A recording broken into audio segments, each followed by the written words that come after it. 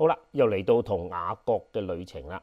嗱，咁上次就講到咧，猶太人啊嚇，就唔係幾容易俾人同化嘅嚇。咁咧就一係咧就人哋同化你，一係咧你就同化人嚇。嗱，咁呢個張力咧，其實引申到之後發生嘅事嘅。今日咧就睇下究竟之後又發生咩事咯噃。嗱，咁啊順帶咧就可以解答下一個信仰疑難啊，係啦。嗱，就唔知大家知唔知啦？其實咧近排我都聽聞啊，有好多年青人啊 Gen Z 啊呢啲世代嘅年青人咧，都好多去信主喎。究竟咩原因咧？嗱，今日咧喺呢度就可能略略帶過啊，等大家明白啊，究竟點解突然間多咗人信主咧？好嗱，咁我哋就繼續啊。創世記嘅34章啊，18節到24節，咁咧仲有一啲細節嘅事幹就喺之後，你睇完你先明白我咁講點解咁講嘅。咁所以咧就請大家忍耐一下啊，等到下一次咧你就會真相大白啦啊！好嗱，咁啊讀俾大家聽先啊。哈抹和他嘅兒子示劍咧喜歡這話啊。那少年人啊做咗這事就並不遲延，因為咧他喜愛雅各嘅女兒啊，他在他父親家中也是最尊重的啊。哈抹和他兒子示劍到本城嘅門口，就對本城嘅人說啊：這些人啊與我們和睦，不如許他們在這地居住做買賣，這地也寬闊啊，足可容下他們。我們可以娶他們嘅女兒為妻，也可以把我們的女兒嫁給他們。唯有一件事我們必須做啊，他們才肯應允和我們同住，成為一樣的人民。就是我們中間所有的男丁都要受割禮，和他們一樣。他們的群畜、貨財和一切嘅畜生，豈不都歸我們嗎？只要依從他們，他們就與我們同住。凡從城門出入的人都聽從哈抹和他兒子示劍的話，於是凡從城門出入的男丁都受了割禮啊！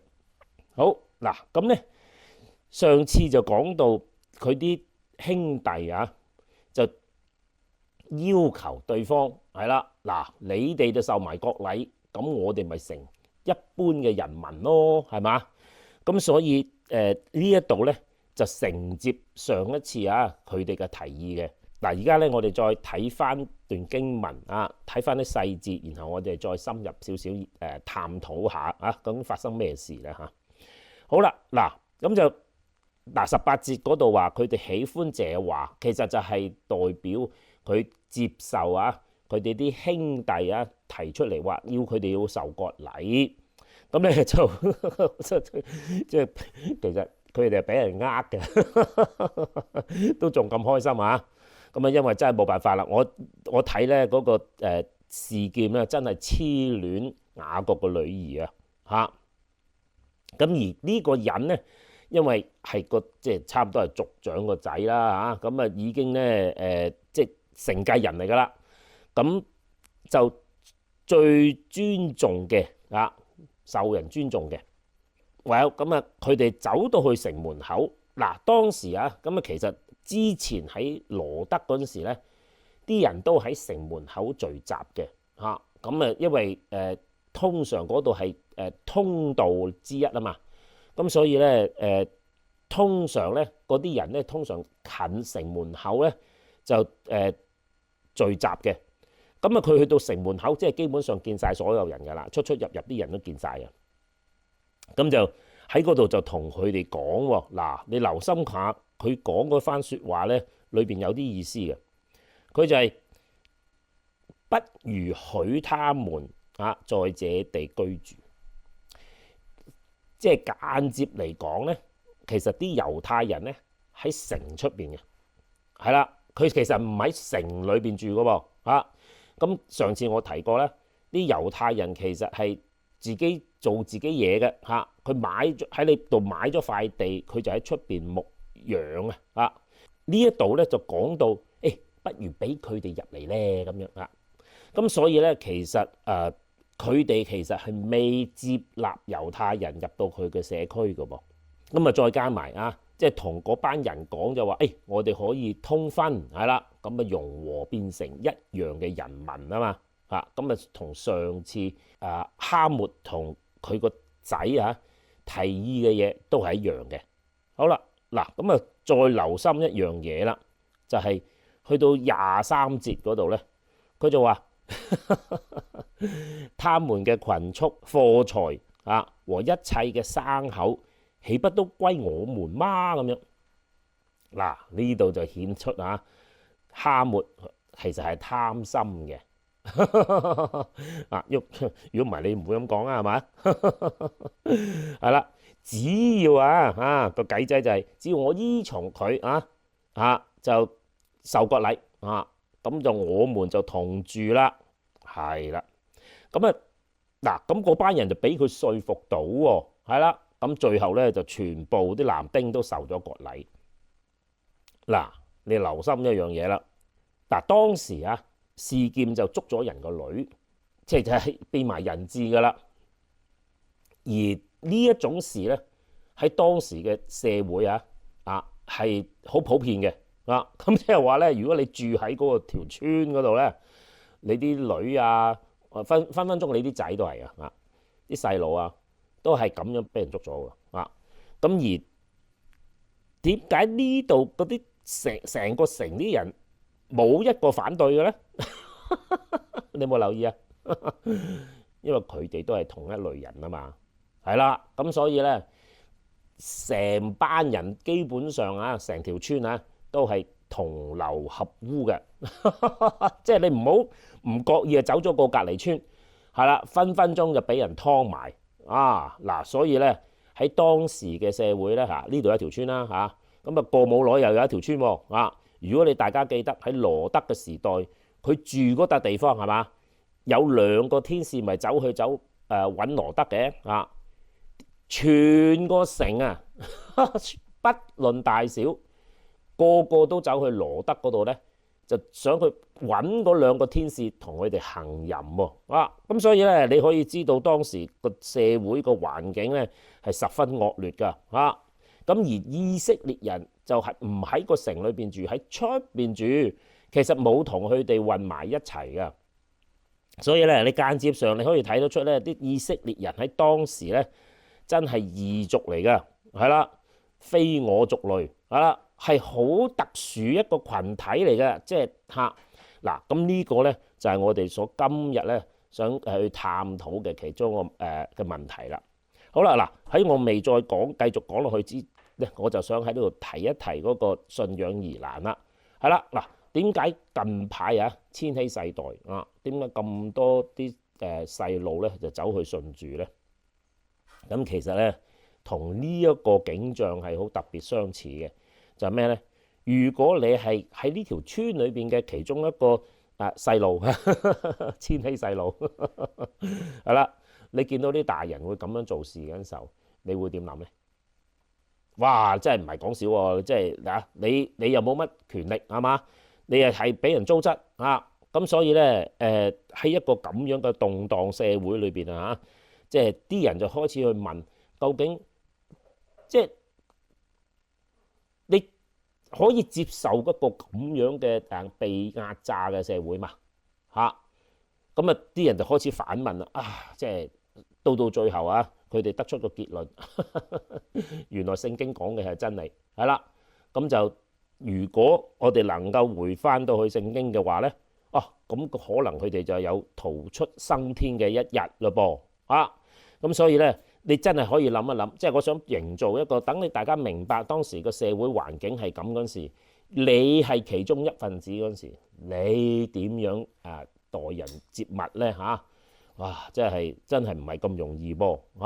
其實近排啲美國或者全世界呢幾年都有戰亂係嘛？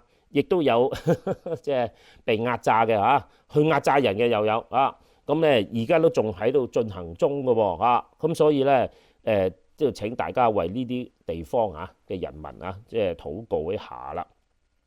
好啦，嗱，上一次咧就羅德嗰件事咧，上帝係點樣去解決咧？就喺天上邊掟啲火球落嚟天火焚城係啦。嗱，今次咧究竟係上帝係點樣解決呢個問題咧？係啦，就係派啲以色列人去改造個社會啊！咁你留心一下啦。咁猶太人咧有啲咩特徵？點解上帝要用呢一班人去到呢個巴勒斯坦地去改造嗰個環境咧？喺當時即係聖經講咧，嗰笪地方叫迦南，係咪嗱？咁當時嘅迦南咧，即係都係亂七八糟噶啦係啦，唔理你係邊個總之你見你係特別嘅就中意攞你嚟糟質嘅咁即係總之就係咁嘅環境啦咁而猶太人咧，好奇怪嘅喎，佢哋自己中意做自己嘢嘅你唔搞佢，佢唔搞你嘅喎即係嗱，喺呢件事嚟講咧個觸發點係事件捉咗人嘅女啊嘛係啦，唔係啲猶太人去特登去撩佢哋嘅喎咁所以咧喺呢度猶太人咧中意做自己做嘅嘢嘅。猶太人亦都唔係咁容易俾人同化嘅，係啦，因為佢有一個好嚴謹嘅信仰仲有一樣就係佢哋一個守約嘅民族嚟㗎，係啦。咁所以咧，上帝係用呢一班人就去改變迦南，係啦。嗱，上次我提過就係即係信咗主之後即係點解我哋面對嘅困難越嚟越大嘅咧嗱，就係上帝要等你明白靠住上帝，你嘅能力就會越嚟越大啦，就唔係退縮，反而係面對挑戰。係啦，咁所以咧呢一種精神咧，就喺近代好多 Gen Z 嘅世代咧，都覺得應該係咁樣，唔應該咧就坐以待斃反而係積極面對咁靠住神俾我哋嘅能力有真理情況下，就推動呢個社會去向前啦，就唔係退後咁所以咧，如果我哋乜嘢都唔做咧，件事就會越嚟越差啦。咁其實喺聖經咧喺呢一度咧，如果你留心一下咧，其實呢種情景以前出現過嘅咧，就喺邊度咧？嗱，喺亞伯拉罕嘅年代，佢咪經過好幾笪地方，其實嗰幾笪迦南嘅地方都唔係好噶，係啦包括埋埃及啦，當時嘅咁到羅德嘅時代就係所多瑪就同俄摩拉情況係差唔多嘅。到以撒嘅年代咧，就有基拉耳同佢哋嘅爭執，係啦。到雅各咧就係示劍呢笪地方啦。咁所以咧一路以嚟我哋要睇下從猶太人嘅歷史裏嚟睇，究竟上帝點樣支撐呢個民族去改變呢個社會喺呢度同大家分享一個積極面對挑戰嘅信息，係啦。雖然而家個社會就好動盪，係啦，咁求主賜力量靠住聖經嘅真理同神嘅帶領，係啦，去改變呢個世界咁如果大家有呢個咁嘅心去面對嘅話咧，嗱，咁你真係要繼續睇究竟上帝點樣用呢個民族去改變呢個世界啦。好，咁下次再見，拜拜。